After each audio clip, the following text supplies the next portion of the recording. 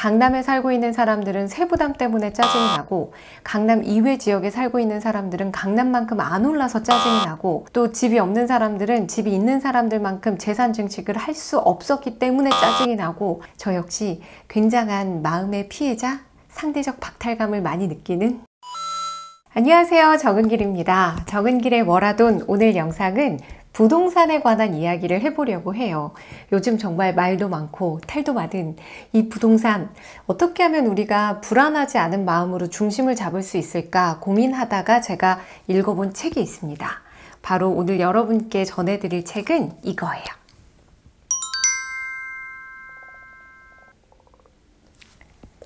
생애 최초 주택구입 표류기라는 책입니다. 책 제목에서부터 뭔가 다이내믹한 모험이 펼쳐질 것 같은 그런 느낌이 들지 않으신가요? 그 느낌 맞습니다. 이 책의 저자가 강병진 저자인데요. 1979년에 태어난 지금 40대 초반의 작가입니다. 기자로 활동한 이력이 있고요. 지금은 유튜브 채널 에디터 K의 이상한 장면이라는 채널을 운영하고 있다고 합니다. 이분이 생애 처음으로 집을 사는 과정에서 겪은 좌충우돌 이야기를 이 책을 통해 하고 있는데, 결론부터 말씀드리면 2017년에 2억 1,800만 원짜리 빌라를 산 이야기입니다. 주소는 서울시 은평구 구산동이고요.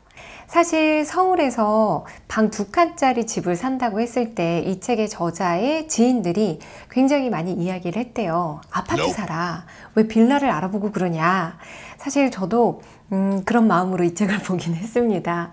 그런데 이 책의 저자가 나는 왜 빌라를 샀는가? 이 질문에 대한 답을 이렇게 서술하고 있더라고요.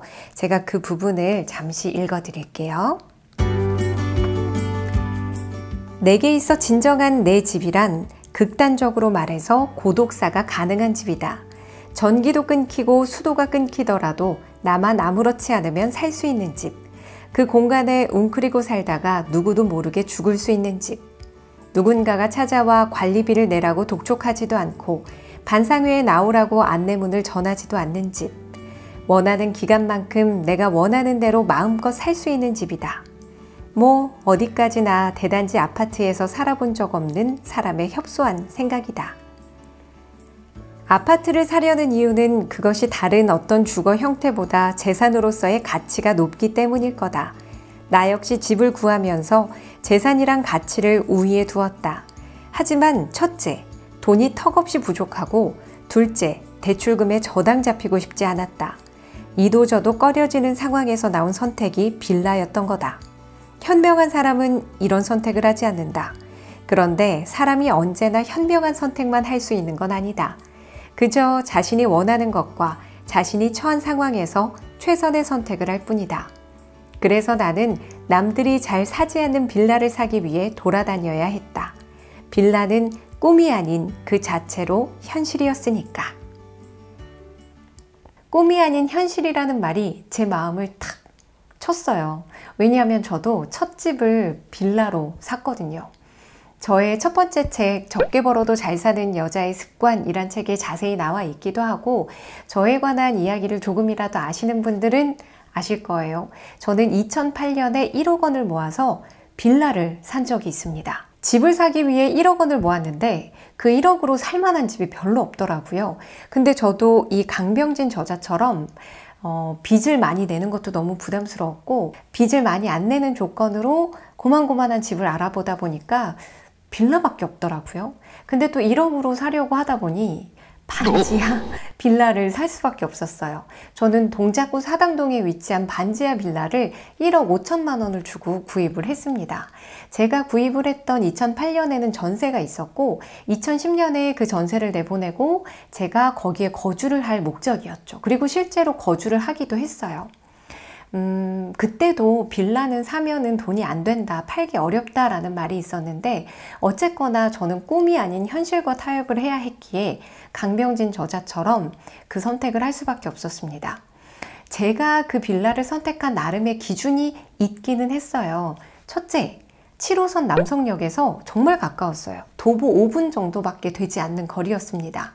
단 그 거리가 굉장히 가파른 언덕이었다는 게 문제였지만 그때는 그게 감수할 만한 조건이라고 생각했어요. 그리고 둘째는 집이 나름대로 컸어요. 방이 3개가 있었고 화장실도 있었고 거실과 주방이 분리된 공간이었거든요. 이 정도 규모의 집이면 괜찮다라고 만족할 만했습니다. 그리고 굉장히 반듯한 구조였거든요. 그리고 마지막 3번째 이유는 주소상으로는 반지하였는데 실제 대문의 위치는 지상 1층이었어요. 이게 조금 높은 지대에 위치해 있다 보니까 땅을 파고 들어가는 구조가 아니라 그냥 진짜 1층에 있었던 집이었던 거예요. 그런데 실제로 살아보니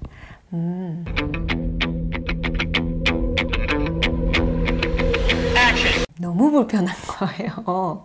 여러 가지 이유가 있었지만 일단 주차가 너무 힘들었고, 두 번째는 환기를 마음대로 하기가 쉽지가 않다는 점이었습니다. 아무래도 1층에 위치를 하다 보니까 사람들이 지나다니면서 내는 소음에 취약하더라고요. 그 소리가 시끄러워서 못 살겠다 이 정도는 아니었는데 어쨌든 내가 창문을 열면 밖에 있는 사람하고 눈이 마주칠 것 같은 그런 느낌이 막 들면서 집에서 쉰다는 느낌이 잘 안 들었어요. 그래서 이 집을 팔고 이사를 나가야겠다. 나는 실거주 목적으로 집을 샀지만 실거주하기에 불편하니까 이사를 계획할 수밖에 없었습니다. 스타야! 사실 제가 그 집을 샀을 때 나이가 29살이었거든요. 그래서 좀 미숙했어요. 어떤 집을 살 것인가에 대한 기준도 그렇게 확실하지 않았고 내가 실제로 거주할 만하다라는 그 기준도 되게 모호했던 것 같아요. 근데 다행히 이 책의 저자는 자신이 어떤 집을 살 것인지에 대한 그 기준이 굉장히 명확했더라고요. 그래서 저보다 더욱더 현명한 선택을 한 것 같아요. 그 기준을 몇 가지만 말씀을 드릴게요. 구산역에서 도보로 5분가량 걸리는 이 신축 빌라는 대로변에서 한 블록 뒤에 위치해 있었다. 100% 일렬 주차가 될 정도로 주차 공간이 넓지는 않았지만 그래도 매번 차를 빼달라고 전화해야 할 정도로 협소하지는 않았다. 당연히 엘리베이터도 있었다.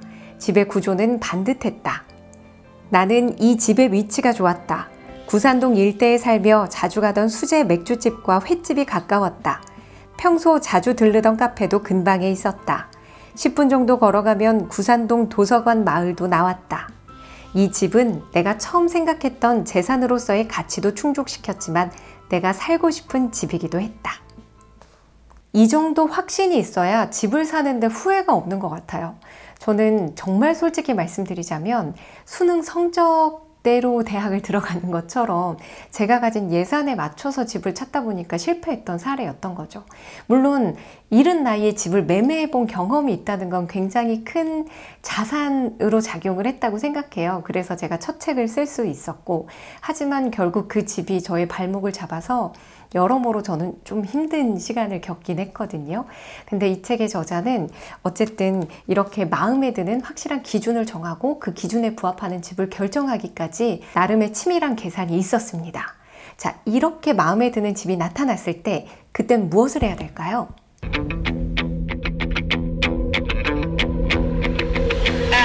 집값을 협상해야죠. 조금이라도 깎아줄 수 있는지를 물어봐야죠. 근데 저는 그런 말을 못했어요. 정말 초짜였고, 저 같은 호구 중에 호구가 그렇게 섣불리 나설 그런 영역이 아니었는데, 부동산은. 근데 이렇게 뒤늦게 저의 경험을 반추하면서 아, 내가 그때 그런 실수를 했구나, 아, 그때 그러면 안 됐구나 하는 것들을 더욱더 확실하게 각인을 하게 되는 효과가 있네요. 실제로 강병진 저자는 내가 호구가 될 때 되더라도 호락호락한 호구는 되지 말자는 결심으로 집값을 깎는 협상에 바로 돌입을 하는데요. 이 집이 원래 2억 2,800만 원이었대요. 근데 바로 2억에 해줄 수 없겠냐고 질러본 거죠.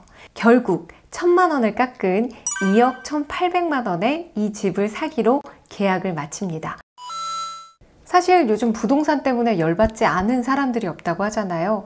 강남에 살고 있는 사람들은 세부담 때문에 짜증이 나고, 강남 이외 지역에 살고 있는 사람들은 강남만큼 안 올라서 짜증이 나고, 또 집이 없는 사람들은 집이 있는 사람들만큼 재산 증식을 할 수 없었기 때문에 짜증이 나고, 저 역시 굉장한 마음의 피해자, 상대적 박탈감을 많이 느끼는 그런 사람 중에 하나라고 감히 말씀드릴 수 있습니다. 어쨌든 이러나 저러나 짜증이 나는 이때 우리가 접하는 기사들의 대부분은 어디가 몇 억이 올랐다더라, 어디가 뭐 어떻게 막 확 뛰었다더라, 전셋값이 하루가 다르게 오른다더라, 뭐 이런 소식들이잖아요. 저는 이러한 시대에 강병진 작가처럼 내가 가진 돈 안에서 내가 가진 확실한 주택 선택의 기준을 정한 다음에 그나마 내가 만족할 만한 집을 구입하는 이 이야기가 정말 가치 있게 평가받아야 된다고 생각을 하거든요. 저는 여기서 오늘 영상의 결론을 내리고 싶습니다. 앞으로 집을 선택할 때는 얼마나 오를 만한 집인가 보다 내가 얼마나 만족스럽게 살 만한 집인가가 더 중요한 것 같더라고요. 지금은 코로나19 때문에 재택근무도 많이 하고 자가격리하는 것도 집의 공간이 얼마나 만족스러우냐에 따라 그 질이 천차만별이라고 하잖아요. 앞으로 거주 공간은 점점 더 중요해질 것 같습니다. 근데 여기서 중요한 게 내가 이 집에 만족하지 못하면 거주 환경에 불만을 가질 수밖에 없다는 거거든요. 물론 내가 원하는 조건이 굉장히 욕심일 수도 있어요. 하지만 하나씩 차근차근 해 나가면 되지 않겠어요? 저도 지금 거주 환경을 계속해서 수정해 나가고 있는 단계입니다. 모두가 그렇듯이 처음부터 내가 원하는 완벽한 집을 찾기는 어렵지만 내가 무엇을 중요하게 생각하는지, 그래서 나는 무엇에 집중해야 하는지 이런 기준만 명확하다면 저는 지금과 같은 어려운 시장에서도 그래도 방향은 찾을 수 있지 않을까라는 긍정적인 희망을 품어보기로 했어요. 오늘도 영상이 마음에 드셨다면 구독, 좋아요, 알림 설정 부탁드릴게요. 다음 영상에서 뵐게요.